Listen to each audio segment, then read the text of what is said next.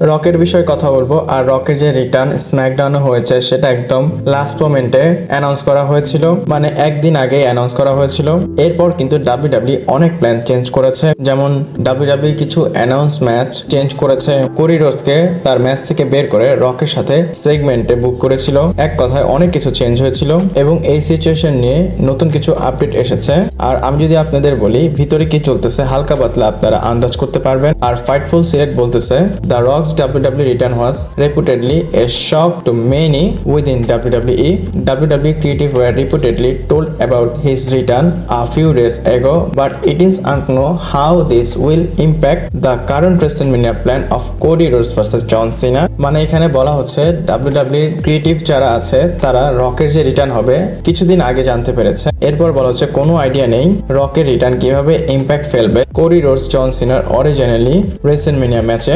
অনেক সময় ধরে কিন্তু রিপোর্ট আসতেছিল জন সিনা ভার্সেস কোডি রোডস WrestleMania-তে ম্যাচ হবে, এটা প্ল্যানে আছে। বলা হয়েছিল জন সিনা রয়্যাল রাম্বল এর জন্য জিতেনি, ডাব্লিউডাব্লিউ নভেম্বর ডিসেম্বরেই প্ল্যান করেছিল জন সিনা এলিমিনেশন চেম্বার জিতবে। এর জন্যই কিন্তু জন সিনাকে অনেক বেশি হাইপ করেছে। পোস্টারে জন সিনা, টিকেটেও কিন্তু জন সিনার নামে টিকেট বিক্রি হয়েছে। তো জন সিনা যেহেতু প্ল্যান কোডি রোডসকে ফেস করবে WrestleMania-তে, কিন্তু রকের যে রিটার্ন, রক যে স্ম্যাকডাউনে এসেছিল সেটা কিন্তু সবকিছু চেঞ্জ করতে পারে। আনটিল এন্ড আনলেস হয়তো কোডি হিল হবে, না হয় জন সিনা হিল হয়ে যাবে।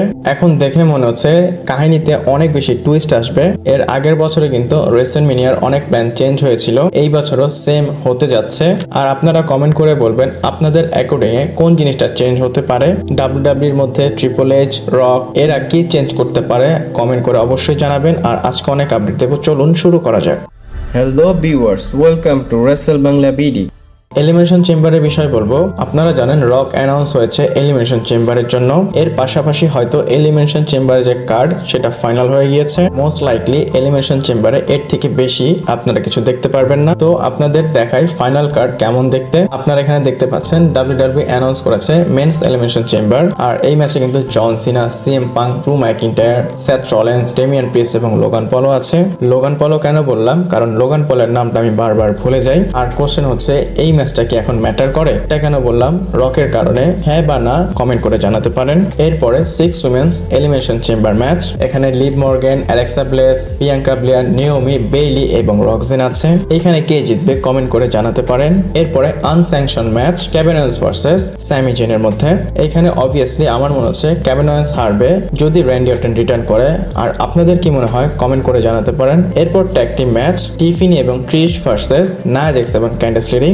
তারপরে হবে রকেট সেগমেন্ট। আর আমার মনে হয় শেষ সেগমেন্ট হবে এটা, মানে মেইন ইভেন্টে। আবার এটাও মনে হচ্ছে ডাব্লিউডাব্লিউ এলিমিনেশন চেম্বারটাকে মেইন ইভেন্টে করতে পারে। রক এবং মেন্স এলিমিনেশন চেম্বারে কম্পিটিশন হবে কে মেইন ইভেন্ট করবে।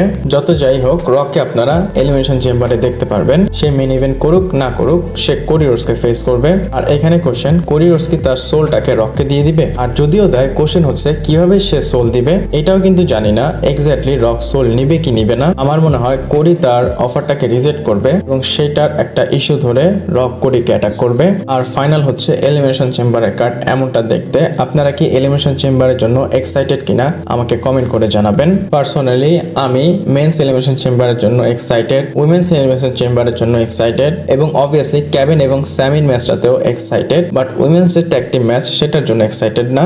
আর এখন তো রক অ্যাড হয়েছে, সেটার জন্য আরো বেশি এক্সাইটেড। আর মার্চের 2 তারিখে রাতে আপনারা এটা দেখতে পারবেন। নর্মালি যেই টাইমে আমরা স্ম্যাকডাউন, র দেখি সেই সময় দেখতে পারেন।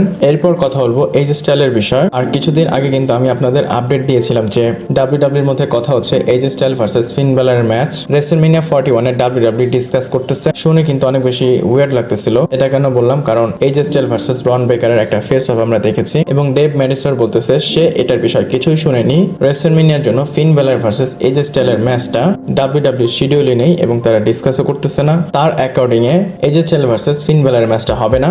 এবং সে এটাও বলতেছে আমি তো এজ স্টাইলকে যে ফেস করবে ব্রন বেকার সেটার বিষয়ে শুনিনি। মনে হচ্ছে এখন ব্রন বেকারের সাথেও ম্যাচটা হবে না। সে মনে করে এজ স্টাইল না ফিন বেলারকে ফেস করবে না ব্রন বেকারকে ফেস করবে। পার্সোনালি আমি যদি বলি ফিন বেলারকে ফেস করার কোনো সেন্স হয় না, ব্রন বেকারকে ফেস করার একটা সেন্স আছে। আর এখানে টাইটেল ম্যাচ হবে ইন্টারকন্টিনেন্টাল টাইটেলের জন্য। আর অবভিয়াসলি WrestleMania-তে এজ স্টাইল চ্যাম্পিয়ন হতে পারে। থেকে বেটার ডাব্লিউডাব্লিউ এজ স্টাইলের সাথে আর কি করতে পারে। আর এখন তো ডেভ মেডিসন বলতেছে WrestleMania রেসেলমেনিয়ার জন্য এজ স্টাইল ভার্সেস ফিন বেলার ম্যাচ ডাব্লিউডাব্লিউ ডিসকাস করতেছে না। আপনারা এজ স্টাইলের বুকিংটা কেমন দেখতে চান কমেন্ট করে জানাবেন। এরপর আপনাদের একটা শকিং স্ট্যাট দেখাবো, পাশাপাশি এটা ইন্টারেস্টিং আছে। আপনারা এখানে স্ক্রিনশট দেখতে পাচ্ছেন। আর এইবারের এলিমিনেশন চেম্বার প্রথম ডাব্লিউডাব্লিউর পিএলই হবে। এখানে একটা টাইটেলও ডিফেন্ড হবে না। এখানে লেখা আছে elimination chamber 2025 is the first PLE without the title defence since survival series 2021। আর সার্ভাইভাল সিরিজ 2021 সালে যেটা হয়েছিল সেখানে লাস্ট টাইটেল ডিফেন্ড করা হয়েছিল, পর কিন্তু আমরা কোনো টাইটেল ডিফেন্ড করতে দেখিনি। মানে মেন টাইটেল এছাড়াও প্রত্যেকটা পিএলইতে একটা না একটা টাইটেল ডিফেন্ড করা হয়েছিল। এখন যদি 2025 সালের সার্ভাইভাল সিরিজ দেখি, এটা সার্ভাইভাল সিরিজের প্রথম পিএলই বা প্রথম ইভেন্ট হবে যেখানে কোনো টাইটেল ডিফেন্ড করা হয়নি। যে কটা ম্যাচ অ্যানাউন্স হয়েছে সেগুলো নন টাইটেল ম্যাচ। দুইটা কন্টেন্ডার শিপের ম্যাচ আছে, একটা ট্যাগ টিম ম্যাচ আছে আর একটা আনস্যাংশন ম্যাচ। আর তারপর অবশ্যই রক অ্যাপিয়ার হবে।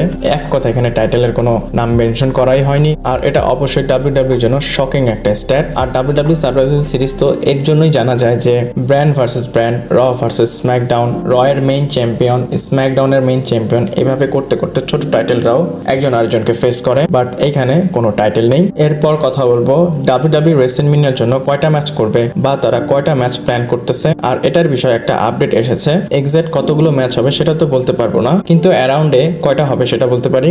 রেসলিং অবজারভার নিউজ লেটার থেকে আপডেট এসেছে, তার মানে এটা ডেভ মেডিসন বলেছে। সে বলতে চাচ্ছে WWE plan 30 to 40 match over the 2 night of রেসলমেনিয়া 41। Dave medicine বলতে চাচ্ছে এই বছর রেসলমেনিয়ার জন্য মানে রেসলমেনিয়া 41 সেখানে ডাব্লিউডাব্লিউ 13 থেকে 14টা ম্যাচ করবে, মানে নাইট 1 নাইট 2 দুইটা মিলিয়ে। যদি আমরা ধরেই নিই এখানে 14টা ম্যাচ হতে পারে এবং নাইট 1 এ 7টা, নাইট 2 তে 7টা। এমনিতে আমরা কতগুলো ম্যাচ লক হতে দেখেছি এক্স্যাক্টলি কিন্তু বলতে পারবো না, কিন্তু যদি উপর থেকে দেখি যে কার কার ম্যাচ হতে পারে, যেমন কনফার্ম জিওসো ভার্সেস গুন্থার, দেন 2 নাম্বার ম্যাচ হচ্ছে টিফিনি ভার্সেস শার্লেট, থার্ড জন সিনার সাথে হয়তো কোডি রোডসের ম্যাচ। এরপর আপনারা রোমান পাঙ্ক রলেন্সের ম্যাচটাও দেখতে পারেন, এটাও কিন্তু আগে থেকে ডিসকাসে ছিল। এরকম অনেক ম্যাচ আছে যেগুলো রেসলমেনিয়াতে হতে পারে। এছাড়া অর্ডেন এবং কেভিন ওয়েন্সের কথা তো ভুলেই গিয়েছি। যদি 14টা ম্যাচ হয় আপনাদের অ্যাকর্ডিং এ কোন কোন ম্যাচ হবে কমেন্ট করে অবশ্যই জানাবেন।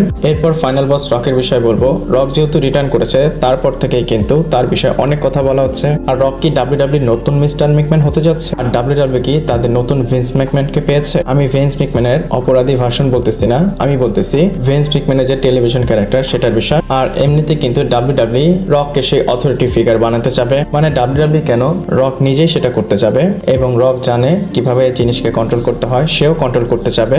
আর সে যে কন্ট্রোল করবে সেটা টিস কিন্তু আমরা আগেও দেখেছি, এখনো দেখতে পাচ্ছি। স্ম্যাকডাউনে সে নিজেই বলেছিল যে আমি সবাইকে কন্ট্রোল করি এবং আরো অনেককেই আমি কন্ট্রোল করতে চাই। আর রেসেল প্রিস আইভো এটা বলেছে রককে আপনারা আরো অনেক লেয়ারে দেখতে পারেন। যদি এমনটা হয় তাহলে ভালো, রক ভিন্স ম্যাকম্যানের মতো টেলিভিশনে আসবে, তাহলে অনেক দিন পর বা অনেক বছর পর এভেল অথরিটির একটা ফিগার পাবো। যদি আপনারা দেখেন ট্রিপল এইচ হচ্ছে বেবি ফেস, নিক কলিন্স ভালো, অ্যাডাম পিয়ার্সও ভালো। আর লাস্ট টাইম আমরা হিল দেখেছিলাম 2015-এ যখন ট্রিপল এইচ ছিল, কিন্তু এখন সেই জিনিসটা নেই। যদি রক সেম এভেল অথরিটি হয়ে আসে বা ক্যারেক্টারটা নিয়ে আসে তাহলে হয়তো আপনারা রককে সামনে খুব বেশি টিভিতে দেখতে পারবেন, ম্যাচেসের জন্য না এমনি টেলিভিশনে দেখতে পারেন। আপনারা রকের যে ভিন্স ম্যাকম্যানের ভার্সন আসবে সেটার জন্য এক্সাইটেড কিনা কমেন্ট করে জানাবেন। এরপর সিএম পাঙ্কের বিষয় বলবো। আর সিএম পাঙ্ক কি রেসলমেনিয়ার মেইন ইভেন্ট করার জন্য রকের সাথে জয়েন করবে? আর কর্পোরেট কোডি রোডস না কর্পোরেট সিএম পাঙ্ককে আমরা দেখতে পারবো? আর এমনটাই টিজ করেছে CM Punk. And CM Punk ইনস্টাগ্রামে এই স্টোরিটা দিয়েছে। আর এটা হয়তো একটা কমিক বুকের। এখানে দেখতে পাচ্ছেন একটা ক্যারেক্টার বলতেছে হোয়াট ইজ পাস্ট এবং বলতেছে old foes must become new friends and Spiderman বলতেছে মেবি। আর এখানে যে এভিল ক্যারেক্টার সে বোঝাতে চাচ্ছে পুরনো শত্রু কিন্তু বন্ধু হতে পারে, পাস্টে যেটা সেটা পাস্ট, আমরা প্রেজেন্টের কথা চিন্তা করব। এন্ড স্পাইডারম্যান বলতেছে মেবি, তার মানে সে কনসিডার করতেছে। আর আপনাদের একটা জিনিস মনে করিয়ে দিব, একটা ছবি এসেছিল রক এবং সিএম পাঙ্কের ব্যাক স্টেজের এবং তারা খুব ভালোভাবে হাসি দিয়ে কথা বলতেছিল। আর এটা কেন বললাম, তার পাস্টে কিন্তু রক এবং সিএম পাঙ্কের রিয়েল লাইফের শত্রুতা ছিল, তারা কেউ কাউকে দেখতে পারতো না। সিএম পাঙ্ক কেমন সেটা তো আপনারা জানেন। আর রক কিন্তু সিএম পাঙ্কের মেইন ইভেন্ট নষ্ট করেছিল আরো অনেক আগে। সিএম পাঙ্ক তখন চাইতো যে সে রেসলমেনিয়ার মেইন ইভেন্ট করবে, সেই কারণে কিন্তু সে ডাব্লিউডাব্লিউ ছেড়ে চলে গিয়েছিল। আর আপনাদের কি মনে আছে লাস্ট ইয়ার করিডোরসের ফেস টু ফেস হয়েছিল সিএম পাঙ্ক, সেখানে কিন্তু রকের নেম মেনশন করা হয়েছিল এবং এই বছরও কিন্তু সিএম পাঙ্ক ডাইরেক্ট বলেছিল আমি তোমার ফেস টু ফেস হব, আমি পেছন থেকে তোমাকে অ্যাটাক করবো না। কিন্তু এখন রক করিডোরসের সাথে ইনভলভ হচ্ছে, তো সেই বিবেচনায় কি রকের সাথে সিএম পাঙ্ক অ্যাড হবে? আর সিএম পাঙ্কের রেসলমেনিয়া মেইন ইভেন্টের জন্য কত কিছু করতে হয়েছে বা কি করবে সে আপনারা জানেন। হতে পারে সে লিমিট ক্রস করে রকের সাথে অ্যাড হয়ে যাবে আর সিএম পাঙ্কি হিল হয়ে যাবে, হয়ে সে রকের সাথে জয়েন করবে। যদি সিএম পাঙ্কের কথা বলি, সে কিন্তু সবসময় এমন একটা ক্যারেক্টারে ছিল, সে অথরিটির ফিগারকে হেড করে এবং ডাব্লিউডাব্লিউর পাওয়ার্সে যারা আছে সবাইকে হেড করে। আর যদি সিএম পাঙ্ক সেই ক্যারেক্টারটা চেঞ্জ করে অথরিটির মধ্যে অ্যাড হয়ে যায়, তাহলে স্টোরিতে কত বেশি লেয়ার্স হবে আপনারা চিন্তা করতে পারতেছেন। ডেফিনেটলি ডাব্লিউডাব্লিউর জন্য ভালো একটা মুভ হবে। আর আপনারা কি সিএম পাঙ্কের রকের সাথে জয়েন করতে দেখতে চান কিনা কমেন্ট করে জানাবেন। আর আজকের ভিডিওটা এই পর্যন্তই ছিল। ভালো লাগলে লাইক, কমেন্ট, শেয়ার, সাবস্ক্রাইব করে পাশে থাকবেন। পরবর্তী ভিডিওতে আবার দেখা হচ্ছে।